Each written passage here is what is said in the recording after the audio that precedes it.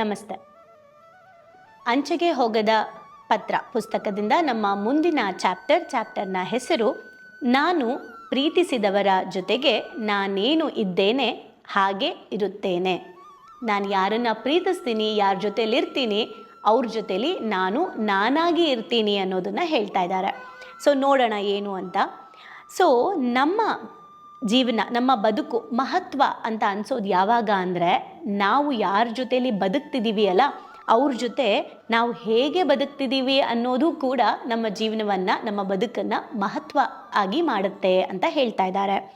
So ಹೇಗೆ ಅಂತ ಅಂದರೆ, ಹೊರಗಿನ ಯಾವುದೇ ವಿಷಯ ಕೂಡ ನಮ್ಮ ಅಂತರಂಗವನ್ನು ಸ್ಪರ್ಶಿಸಬಾರ್ದು.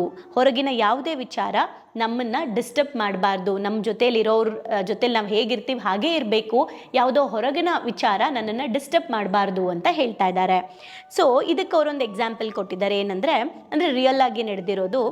ಆ್ಯಕ್ಚುಲಿ ಮಹತ್ರೇಯ ಅವರು ಒಂದು ಸ್ಪಿರಿಚುವಲ್ ಮಾಸ್ಟರ್ ಅಂತ ಹೇಳಿದ್ರೆ ತಪ್ಪಾಗಲ್ಲ. ಸೊ ಇವರು ಒಂದು ಆಧ್ಯಾತ್ಮದ ಶಿಬಿರಗಳನ್ನು ತುಂಬ ಮಾಡ್ತಾಯಿದ್ರು. ಲಕ್ಷಾಂತರ ಜನ ಇವ್ರನ್ನ ಫಾಲೋ ಮಾಡೋರಿದ್ದಾರೆ. ಸೊ ಇವರು ಒಂದು ಫ್ರೆಂಡ್ಸ್ ಎಲ್ಲ ಸೇರಿಕೊಂಡು ಸುಮಾರು 10 ವರ್ಷಗಳ ಒಂದು ಗ್ಯಾಪ್ ಆದಮೇಲೆ, ಒಂದು 10 ವರ್ಷದ ಹಿಂದಿನ ಫ್ರೆಂಡ್ಸ್ ಎಲ್ಲ ಸೇರ್ಕೊಂಡ್ಬಿಟ್ಟು ಒಂದು ಟ್ರಿಪ್ಪಿಗೆ ಹೋದ್ರಂತೆ. ಆ ಟ್ರಿಪ್ಪಿಗೆ ಹೋಗಬೇಕಾದ್ರೆ ಎಲ್ಲ ಕೂತ್ಕೊಂಡು ಮಾತಾಡಬೇಕಾದ್ರೆ ಒಬ್ಬ ವ್ಯಕ್ತಿ ಅವ್ರ ಹತ್ರ ಬಂದುಬಿಟ್ಟು ಕೇಳಿದ್ರಂತೆ, 10 ವರ್ಷದ ಹಿಂದೆ ನೀನೇನಿದ್ದಲ್ಲ ನನ್ನ ಫ್ರೆಂಡು, ಈಗಲೂ ನೀನು ಹಾಗೇ ಇದೆಯಾ ಅಂತ ಕೇಳಿದ್ರಂತೆ. ಅಂದರೆ ನೀನು ತುಂಬ ದೊಡ್ಡ ಮಟ್ಟಕ್ಕೆ ಬೆಳೆದಿದ್ಯಾ, ಆಧ್ಯಾತ್ಮದಲ್ಲಿ ಬೆಳೆದಿದ್ಯಾ, ಹಣಕಾಸಿನಲ್ಲಿ ಬೆಳೆದಿದ್ಯಾ, ತುಂಬ ಜನ ನಿನ್ನನ್ನು ಇಷ್ಟಪಡ್ತಾ ಇದ್ದಾರೆ, ನೀನು ಜೀವನದಲ್ಲಿ ತುಂಬಾ ಉನ್ನತ ಮಟ್ಟಕ್ಕೆ ಹೋಗಿದ್ಯಾ, ಪ್ರೀತಿ ಗೌರವಗಳನ್ನು ನೀನು ಸಂಪಾದನೆ ಮಾಡಿದ್ಯಾ, ಇಷ್ಟೆಲ್ಲ ನೀನು ಸಂಪಾದಿಸಿದ್ಯಾ ಸರಿ. ಆದರೆ ನಮ್ಮಗಳ ಜೊತೆ ನೀನು ಕಂಫರ್ಟಬಲ್ ಆಗಿರೋಕೆ ಆಗುತ್ತಾ? ನೀನು ಅದೇ 10 ವರ್ಷದ ಹಿಂದಿನ ಫ್ರೆಂಡ್ ಥರನೇ ನಮ್ಮ ಜೊತೇಲಿ ಇರ್ಬೋದಾ? ನಿನಗೆ ಅನ್ಕಂಫರ್ಟಬಲ್ ಆ ಥರ ಏನು ಫೀಲ್ ಆಗಲ್ವಾ? ಅಥವಾ ನಮಗೆ ಆ ಥರ ಅನ್ಕಂಫರ್ಟಬಲ್ ಫೀಲ್ ಆಗಲ್ವಾ ಅಂತ ಕೇಳಿದ್ರಂತೆ. ನನಗೊಂದು ಪ್ರಾಮಿಸ್ ಮಾಡು, ನಮ್ಮ ಜೊತೆ ಈ ಟ್ರಿಪ್ಪಲ್ಲಿ ನೀನು 10 ವರ್ಷದ ಹಿಂದಿನ ಥರ ನಮ್ಮ ಜೊತೇಲಿ ಇರ್ಬೋದಾ ನೀನು ಅಂತ.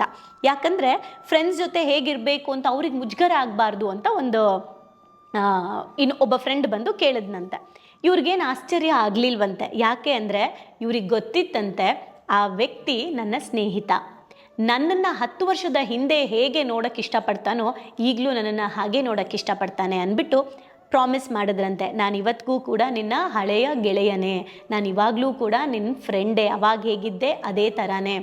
ಆಧ್ಯಾತ್ಮದ ಒಂದು ಸ್ಪಿರಿಚುವಲ್ ಕೋಚ್ ಆಗಿರ್ಬೋದು, ಲಕ್ಷಾಂತರ ಜನ ನನಗೆ ಫಾಲೋವರ್ಸ್ ಇರ್ಬೋದು, ಇದೆಲ್ಲ ನನ್ನ ಏನು ಹೇಳ್ತಾರೆ, ಅದು ಒಂದು ಟೈಪ್ ಆಫ್ ನಂದು ಒಂದು ಕ್ಷೇತ್ರ, ಅದು ನನ್ನ ಕ್ಷೇತ್ರ, ಅದು ನನ್ನೊಳಗೆ ನಾನಿರೋದು. ಬಟ್ ನಾನು ಯಾರ ಜೊತೇಲಿ ಇರ್ತೀನಿ ಅಲ್ಲಿ ನಾನು ನಾನಾಗೇ ಇರ್ತೀನಿ, ನಿಮ್ಮ ಜೊತೆ ನಾನು ಹೇಗಿದ್ದೆ ಹಾಗೇ ಇರ್ತೀನಿ ಅಂತ ಹೇಳಿದ್ರಂತೆ, ಪ್ರಾಮಿಸ್ ಮಾಡಿದ್ರಂತೆ. ಓಕೆ. ಸೊ ಯಾಕೆ ಇದನ್ನು ಹೇಳ್ತಿದ್ದಾರೆ ಅಂದರೆ, ನಾವೆಲ್ಲರೂ ಹೇಗಾಗ್ಬಿಟ್ಟಿರ್ತೀವಿ ಅಂತ ಅಂದರೆ, ನಾವು ಯಾವುದೋ ಒಂದು ಒಳ್ಳೆ ಏನಂತಾರೆ ಡಿಗ್ನಿಫೈಡ್ ಒಂದು ಕೆಲಸಕ್ಕೆ ಸೇರ್ಕೊಂಡಿರ್ತೀವಿ ಅಂತ ಅಂದ್ಕೊಂಡ್ರೆ, ನಾವೆಲ್ಲಾದರೂ ಹೋದಾಗ ಊರುಗಳ ಕಡೆ ಹಳ್ಳಿಗಳ ಕಡೆ ಎಲ್ಲ ಹೋದಾಗ ನಾವು ಹಾಗೇ ಮೇಂಟೈನ್ ಮಾಡ್ತಾ ಇರ್ತೀವಿ, ಕೆಳಗಡೆ ಕುತ್ಕೊಳ್ಳಲ್ಲ. ಯಾಕಂದರೆ ನಾನು ಒಂದು ಆಫೀಸಲ್ಲಿ ಇದ್ರ ಮೇಲೆ ಚೇರ್ ಮೇಲೆ ಕುತ್ಕೊಳ್ಳೋಳು, ಅಥವಾ ನಾನು ಈ ಕೆಲಸದಲ್ಲಿದ್ದೀನಿ ಆ ಕೆಲಸದಲ್ಲಿ ಇದ್ದೀನಿ ಅನ್ನೋ ಒಂದು ನಮಗೆ ಗೊತ್ತಿಲ್ಲದೆ ಬಂದುಬಿಟ್ಟಿರುತ್ತೆ. ಬಟ್ ಅದು ಮಹತ್ವದ ಬದುಕಲ್ಲ ಅನ್ನೋದನ್ನು ಹೇಳ್ತಾ ಇದ್ದಾರೆ. ಸೊ ಅದಕ್ಕೆ ಇನ್ನೊಂದು ಎಕ್ಸಾಂಪಲ್ನ ಕೊಟ್ಟಿದ್ದಾರೆ. ಇವ್ರ ಮಗ ಒಂದಿನ ಫೋನ್ ಮಾಡಿದ್ರಂತೆ, ಮಾಡಿಬಿಟ್ಟು ರಾತ್ರಿ ಊಟಕ್ಕೆ ನಾನು ಹೊರಗಡೆ ಕರ್ಕೊಂಡೋಗಪ್ಪ ಅಂತ ಹೇಳಿದ್ನಂತೆ. ಇವರಿಗೆ ಆ್ಯಕ್ಚುಲಿ ಅವತ್ತೊಂದು ಅವೇಕಿಂಗ್ ಕಾಲಮ್ ಅಂತ ಹೇಳಿ ಇವರು ಪ್ರೋಸನ್ ಥಾಟ್ಸ್ ಪತ್ರಿಕೆಯಲ್ಲಿ ಬರಿಬೇಕಿತ್ತಂತೆ. ಸಂಜೆ ಒಳಗೆ ಆ ಬರವಣಿಗೆನ ಮುಗಿಸ್ಬೇಕಿತ್ತಂತೆ. ಆಗ ಅವ್ರು ಹೇಳಿದ್ರಂತೆ, ನನಗಿವತ್ತು ನಿನ್ನನ್ನು ಆಚೆ ಕಡೆ ಕರ್ಕೊಂಡು ಹೋಗೋಕ್ಕಾಗಲ್ಲ, ನಂಗೆ ತುಂಬ ಇಂಪಾರ್ಟೆಂಟ್ ಬರೆಯೋದಿದೆ ಅಂತ ಹೇಳಿದ್ರಂತೆ, ಪತ್ರಿಕೆ ಕೊಡಬೇಕು ನಾನು ಅಂತ ಹೇಳಿದ್ರಂತೆ. ಅದಕ್ಕೆ ಆ ಹುಡುಗ ಟಕ್ಕಂತ ಆನ್ಸರ್ ಮಾಡಿದ್ನಂತೆ, ಅಪ್ಪ ನೀವು ಜನರಿಗೆ ಎಚ್ಚರ ಮಾಡೋದನ್ನು ನಾಳೆ ಮಾಡ್ಕೊಳ್ಳಿ, ನನಗಿವತ್ತು ಫಸ್ಟ್ ಊಟ ಕೊಡಿಸಿ ಅಂತ. ಇದನ್ನು ಯಾಕೆ ಹೇಳ್ತಾ ಇದ್ದಾರೆ ಅವರು ಅಂದರೆ, ಎಷ್ಟು ಚೆನ್ನಾಗಿದೆ ನೋಡಿ, ನೀವು ಎಷ್ಟೇ ಒಂದು ದೊಡ್ಡ ಬಿಸ್ನೆಸ್ ಮ್ಯಾನ್ ಆಗಿರಿ, ಎಷ್ಟೇ ಕೋಟಿ ದುಡ್ಡು ಇಟ್ಕೊಂಡಿರಿ, ನೀವು ಲಕ್ಷಾಂತರ ಜನರ ಒಂದು ಫಾಲೋವರ್ಸ್ನ ಇಟ್ಕೊಂಡಿರಿ, ಆದರೆ ನಿಮ್ಮ ಮಗನಿಗೆ ಅಥವಾ ನಮ್ಮ ಮಕ್ಕಳಿಗೆ ನಾವು ತಂದೆ ತಾಯಿ ಅಷ್ಟೇ, ಅಪ್ಪ ಅಮ್ಮ ಅಷ್ಟೇ, ಬೇರಿನ್ನೇನೂ ಅಲ್ಲ ಅನ್ನೋದನ್ನು ಅರ್ಥ ಮಾಡಿಸೋದಕ್ಕೆ. ಅದಕ್ಕೆ ಅವ್ರು ಹೇಳಿದ್ದಾರೆ, ನಮ್ಮ ತಂದೆ ತಾಯಿಗಳಿಗೆ ನಾವು ಮಕ್ಕಳು, ಅವ್ರು ಯಾವತ್ತೂ ನಾವು ಮಕ್ಕಳು ಅನ್ನೋ ಥರನೇ, ಮಕ್ಕಳು ನಮ್ಮ ಜೊತೆ ಮಕ್ಕಳಾಗಿರಲಿ ಅನ್ನೋದನ್ನೇ ಬಯಸ್ತಾರೆ. ನಾನು ಫಾರ್ ಎಕ್ಸಾಂಪಲ್ ಅವ್ರು ಹೇಳ್ತಿರೋದೇನೆಂದರೆ, ಇವಾಗ ಒಂದು ದೊಡ್ಡ ಕಂಪ್ನಿಯ ಓನರ್ ಆಗಿರ್ಬೋದು ನೀವು, ಅಥವಾ ಗುರುಗಳ ಸ್ಥಾನದಲ್ಲಿರ್ಬೋದು, ಸಾಕಷ್ಟು ಲಕ್ಷಾಂತರ ಜನ ವಿದ್ಯಾರ್ಥಿಗಳೇ ನಿಮಗಿರ್ಬೋದು, ನೀವು ಏನೇ ಆಗಿರಿ, ಬಟ್ ನಿಮ್ಮ ತಂದೆ ತಾಯಿಗಳಿಗೆ ನೀವು ಮಕ್ಕಳಾಗಿರಬೇಕು ಅನ್ನೋದನ್ನು ಹೇಳ್ತಾ ಇದ್ದಾರೆ. ಸೊ ಅದ್ರ ಜೊತೆಗೆ ವೈಫ್ ಅಥವಾ ಹಸ್ಬೆಂಡು ಹೇಗೆ ಅಂದರೆ, ನೀವು ತಪ್ಪು ಮಾಡ್ತಾ ಇರಬೇಕು, ತಪ್ಪು ಮಾಡಿ ನನ್ನ ಹತ್ರ ಬೈಸ್ಕೊತಾನೇ ಇರಬೇಕು, ಆ ಥರದ ಒಂದು ಗಂಡ ಅಥವಾ ಹೆಂಡ್ತಿನೇ ನೀವು ಆಗಿರಬೇಕು. ನೀವು ತುಂಬ ಒಳ್ಳೆಯವರಾಗೋದು ನಂಗೆ ಇಷ್ಟ ಇಲ್ಲ ಅಂತಾರೆ.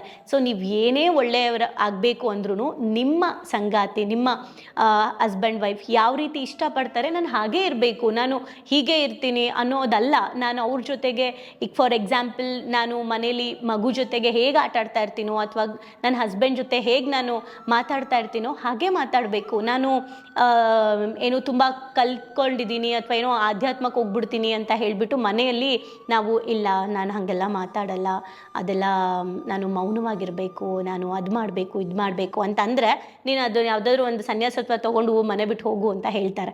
ಕರೆಕ್ಟ್ ಅಲ್ವಾ? ಎಲ್ಲರ ಜೊತೆಗೂ ನಾವು ಅವ್ರ ಜೊತೆಲಿ ನಾವು ಹೇಗಿರ್ತೀವಿ ಹಾಗಿರಬೇಕು.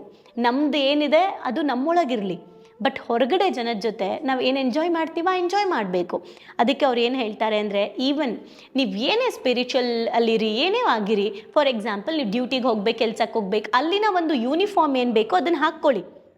ಓಕೆ, ಅವ್ರು ಏನು ಹೇಳ್ತಾರೆ ಅಂದರೆ, ನೀವು ಒಂದು ಉದ್ಯೋಗಕ್ಕೆ ಹೋಗಬೇಕು, ಅಲ್ಲಿಗೆ ತಕ್ಕಂತೆ ನೀವು ನಿಮ್ಮ ಯೂನಿಫಾರ್ಮ್ ಹಾಕ್ಕೊಳ್ಳಿ, ಅಥವಾ ನಿಮ್ಮ ಬಿಸ್ನೆಸ್ಸಿಗೆ ತಕ್ಕಂತೆ ನೀವು ಡ್ರೆಸ್ ಮಾಡ್ಕೊಳ್ಳಿ, ಯೂನಿಫಾರ್ಮ್ ಹಾಕ್ಕೊಳ್ಳಿ.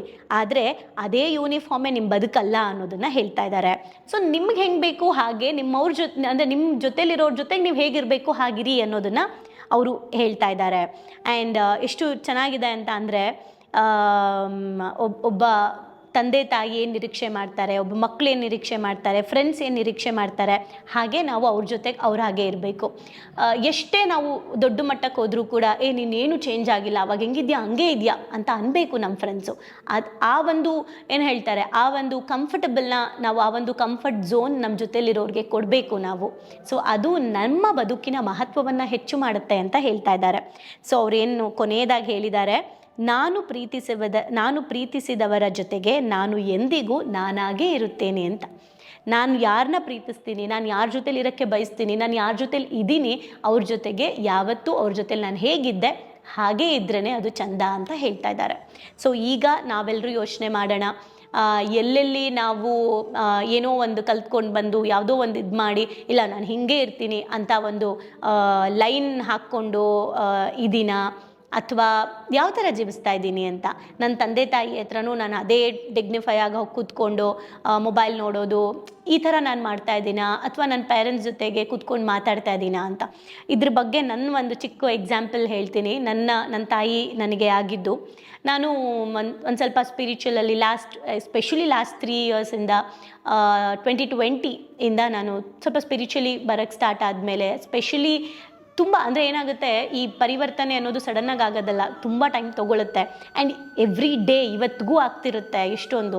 ಸೊ ನನ್ನ ತಾಯಿ ಒಂದಿನ ನಾನು ಹೀಗೆ ಬುಕ್ ಓದ್ತಾ ಕೂತಿದ್ದೆ. ಸೊ ಆಗ ನಮ್ಮಮ್ಮ ಹೇಳಿದ ಮಾತು ನಂಗೆ ನೆನಪಿದೆ. ಏನೋ ಮಾತಾಡೋಕ್ಕೆ ಬಂದರು, ನಾನು ಒಂದೇ ಒಂದು ನಿಮಿಷ ಅಮ್ಮ ಅಂದ್ಬಿಟ್ಟು ಬುಕ್ ಓದ್ತಾ ಇದ್ದೆ. ನಮ್ಮಮ್ಮ ಸುಮ್ಮನೆ ಆದರು. ಆಮೇಲೆ ನಾನು ಅಮ್ಮ ಹತ್ರ ಮಾತಾಡೋಕ್ಕೆ ಹೋದಾಗ ನಮ್ಮಮ್ಮ ಹೇಳಿದ್ರು, ನೀನು ನನಗೆ ಮಾತಾಡೋಕ್ಕೆ ಯಾವಾಗ ಸಿಗ್ತೀಯಾ ಅಂತ ಕೇಳಿದ್ರು. ಸೊ ನಿಜವಾಗ್ಲೂ ನನಗದು ಒಂದು ಕ್ಷಣ ಓಕೆ ಅಂತ ಅನ್ನಿಸ್ತು. ಏನು ನಾನು ಬ್ಯುಸಿ ಇಲ್ವಾ ಅಂತ ರೇಗೋದಲ್ಲ, ಬಟ್ ಹೌದಲ್ವಾ, ಸತ್ಯ ಅಲ್ವಾ. ಅಂದರೆ ನಾವು ಹೇಗಿದ್ದೀವಿ, ಆಫೀಸಲ್ಲಿ ಹೇಗಿರ್ತೀವಿ ಹಾಗಿರೋಣ, ಮನೇಲಿ ಹೇಗಿರ್ಬೇಕು ಆಗಿರೋಣ, ಅಪ್ಪ ಅಮ್ಮನ ಜೊತೆಯಲ್ಲಿದ್ದಾಗ ಅವ್ರ ಮಕ್ಕಳಾಗಿರೋಣ, ಮಕ್ಕಳ ಜೊತೆ ಇದ್ದಾಗ ಪೇರೆಂಟ್ಸ್ ಆಗಿರೋಣ, ಫ್ರೆಂಡ್ಸ್ ಜೊತೆ ಇದ್ದಾಗ ಫ್ರೆಂಡ್ಸ್ ಆಗೇ ಇರೋಣ. ನಮ್ಮ ಏನೇ ಪ್ರೊಫೆಷ್ನಲ್ ಇರಲಿ, ಅದನ್ನು ನಾವು ಸಂಬಂಧಗಳ ಜೊತೆ ಏನು ಹೇಳ್ತಾರೆ ಮಿಕ್ಸ್ ಮಾಡ್ಕೊಳ್ಳೋದು ಬೇಡ. ಸೊ ಈಗ ನೀವು ಯೋಚನೆ ಮಾಡಿ, ನಿಮ್ಮ ಜೊತೆಲಿರೋರ ಜೊತೆ ನೀವಾಗಿ ಸಂತೋಷವಾಗಿದ್ದೀರಾ, ಅಥವಾ ಸುಮ್ಮನೆ ಮೇಲ್ಮುಖವಾಗಿ ಒಳಗಡೆ ಒಂದು ಹೊರಗಡೆ ಒಂದು ಇಟ್ಕೊಂಡು ಜೀವಿಸ್ತಿದ್ದೀರಾ ಅಂತ. ಅದು ನಿಮ್ಮ ಜೀವನದ ಮಹತ್ವವನ್ನು ಕಡಿಮೆ ಮಾಡುತ್ತೆ ಅಂತ ಇಲ್ಲಿ ಹೇಳಿರೋದು. Thank you.